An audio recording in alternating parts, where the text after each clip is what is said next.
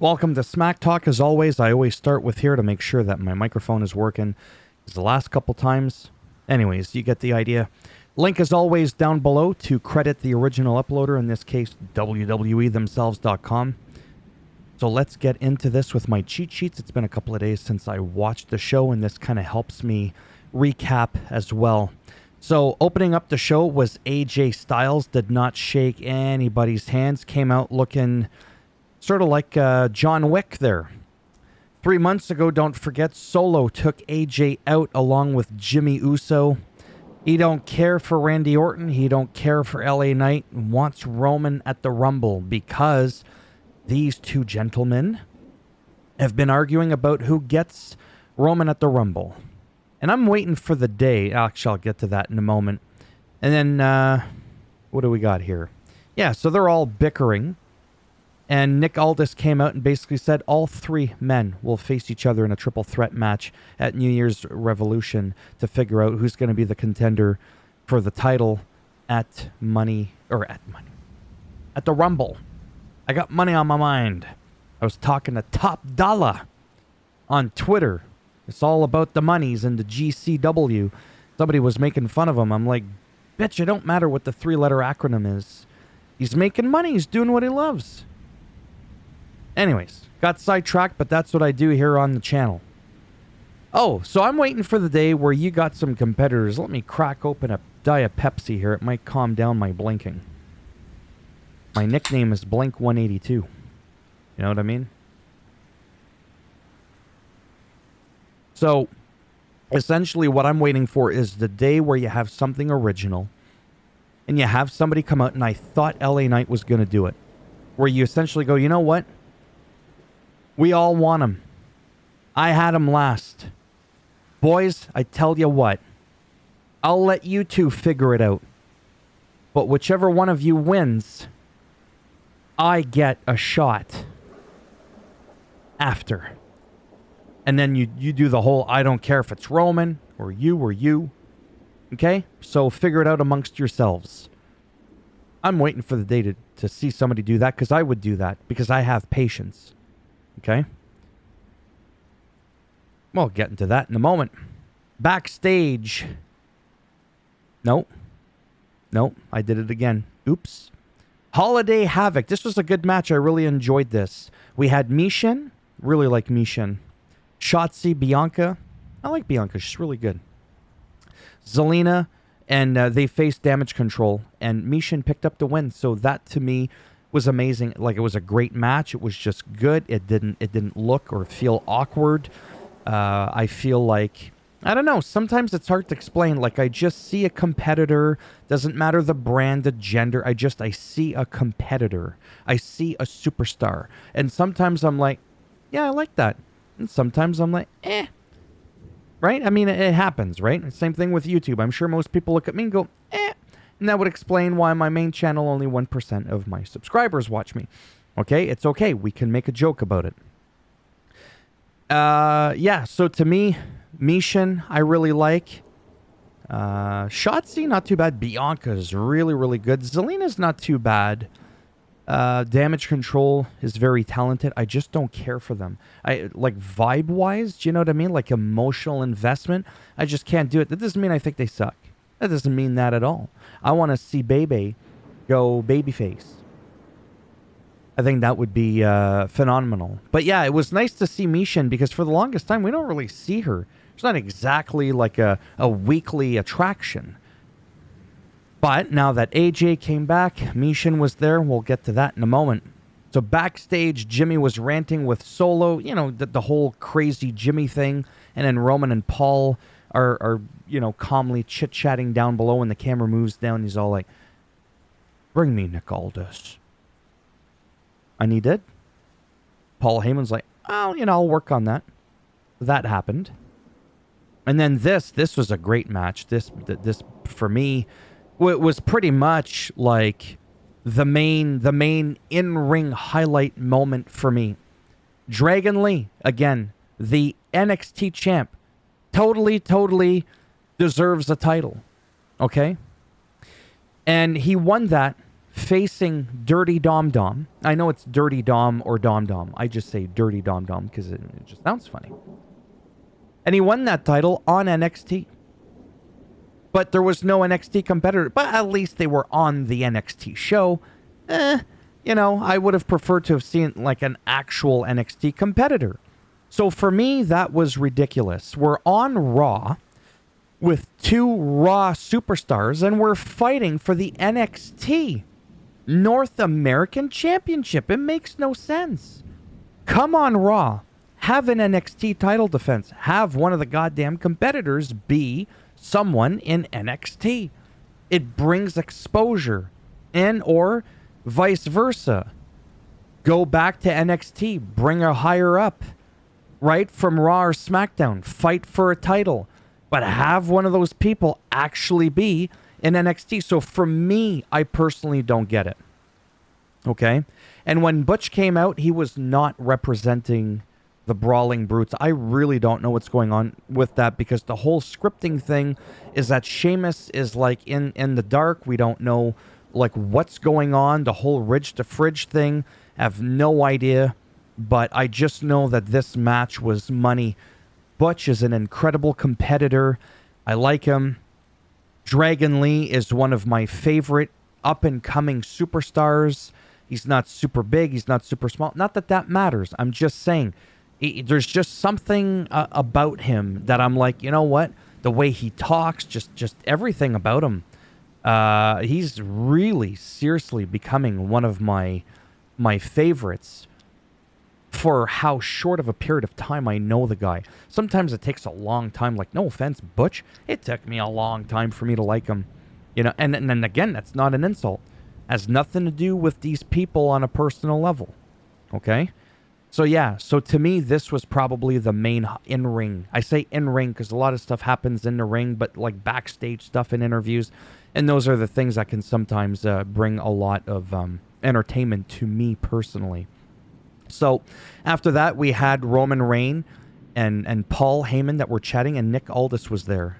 Roman says, "Leave us." And then Roman looks at Nick and he's all like, "How do you know I wasn't talking to you?" I know it's a terrible, cringy, I'm not even trying to impersonate him. And Nick Aldis basically was like, I don't give a damn if you were talking to me. But what he should have said is, why was that sentence even said?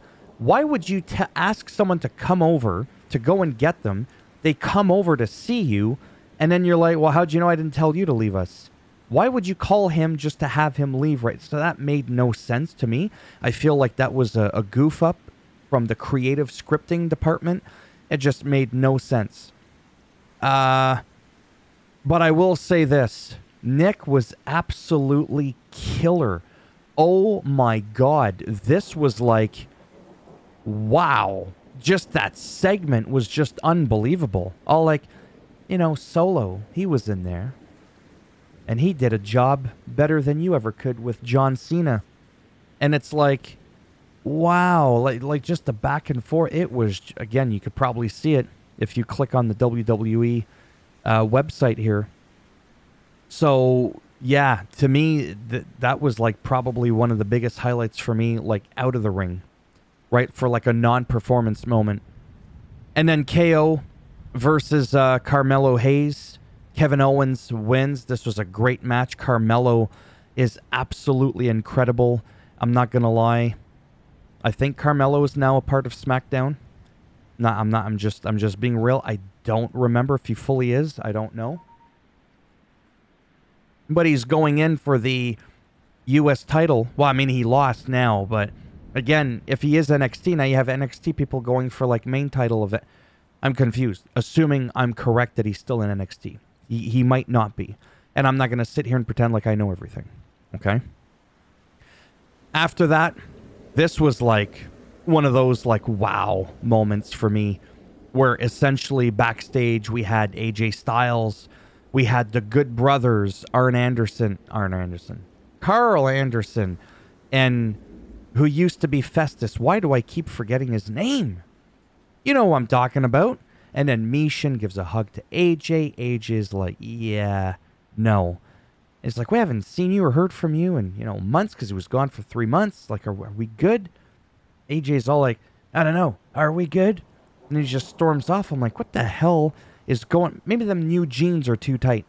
It's all in that black attire, right? Like, that's completely different from what AJ usually wears. So I'm just kind of confused where they're going with this, with these characters that are like they're not acting like a heel or a baby face, or they kind of are acting heelish, but they're after the heels, and I kind of like it.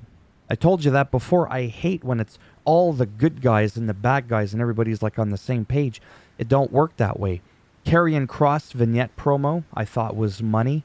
I really, really enjoyed it. I enjoyed it so much that, like, him and Shinsuke Nakamura, just the way they talk, it's believable. I'm buying it, whatever that is. And I seriously, I'm not making this up. I truly feel like Karrion Kross could be like a really good Hollywood actor. I'm not kidding. How often have I said that about people? Very rarely. Okay? Like, just very rarely. Bobby Lashley and the Street Profits come out again. They were all shaking hands, all of them, with the fans. And again, I know I keep going on about that, but they're technically heel, but they're getting cheered, and I really like that. I really, really like that. Then helps if I could speak properly. Bobby faced Santos Escobar, and Santos Escobar, because of the the distraction and all that, they essentially won. He had Humberto, if that's his name. I tried looking it up, but they blanked out all the relevant superstars that were on the show, and Angel. So now Santos Escobar has a little bit of a faction going, which I like that. I think, like, you need that, because Santos Escobar could be like the leader of some little something of a faction. So I didn't like that he won, especially how he won. I get it. It is what it is. But yeah, Karrion Kross, man, I'm telling you. So yeah, so this was a good match. Like I said, Santos is really good. I really do like his new character. I feel like I like him more now that he's a heel than when he was face. I just kind of felt like there was too much, like everything is working out perfect, and it was kind of pissing me off, to be honest with you. Then backstage interview with Butch, and then he runs into Pretty Deadly, and then essentially clean both their clocks. And Nick Aldis says, "Hey, Butch, find another partner. And at New Year's Revolution, you can face Pretty Deadly." I don't know who his tag partner is. Could it be Shea Mayonnaise that comes back? I have no idea. The Logan Paul vignette promo was actually short, sweet, to the point. Actually really enjoyed it. It was actually really, really good. Again, last match, Solo and AJ. Again, AJ in that new attire, wearing all the black. Don't think I've ever seen him wear that attire before. But it ended up in a DQ that AJ won because Roman attacked AJ. Randy Orton comes out. Then Jimmy comes out. Then LA Knight comes out. And basically, AJ told, "Hey, I told you to stay out of my shit." The Good Brothers didn't come out. That could be a bit of a piss off because they're never trying to come out to help their own, right? From the OC. So, like, that is going to cause, like, some big dissension. And he basically attacked both Orton and LA Knight. And then, Orton tried to pull LA Knight off because LA Knight's now pounding on AJ. And he gets pissed off, and all three of them are fighting each other.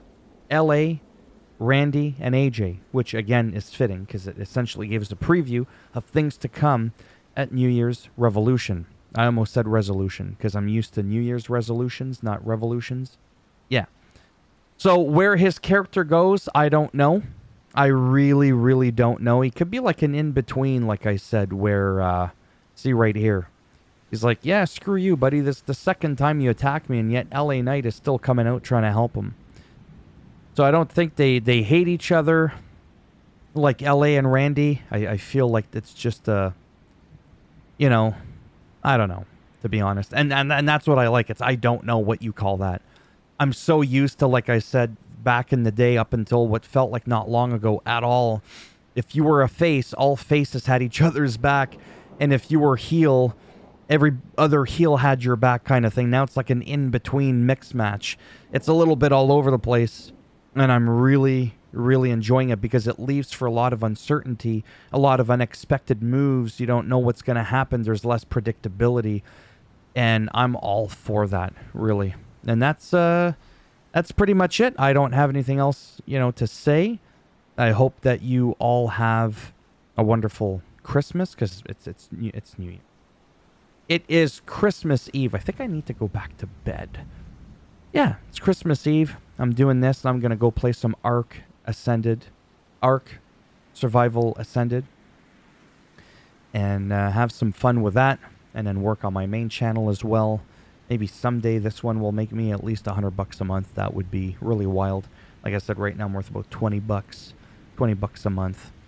It is what it is. I mean, maybe I need to upload a little bit more, do a little bit more wrestling news and stuff like that, a little bit more gameplay. I don't have like a lot of tips and guides and all that for 2K23. I've already dragged that through the ringer enough as is, and all these speculation videos. And once in a while I'll do them, but there's some people, no offense, that just really milk that money cow constantly for it.